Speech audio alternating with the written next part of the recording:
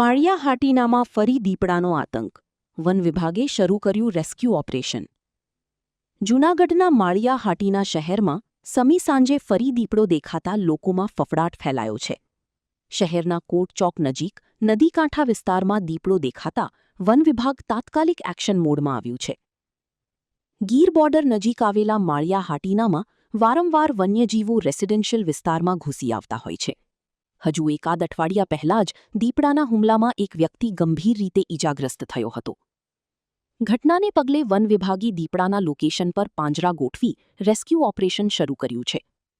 RFO, forester, guard, tracker સહિતનો staff દીપડાને પકડવા કવાયતમાં જોડાયો છે.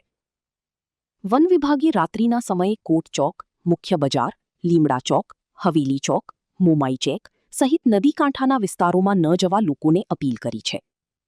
રેસ્ક્યુ દરમિયાન લોકો ભીડ ન કરે અને દીપડાને ઉશ્કેરવાના પ્રયાસ ન કરે તેવી પણ ખાસ અપીલ કરવામાં આવી છે. રિપોર્ટર પ્રતાપ સિસોદિયા.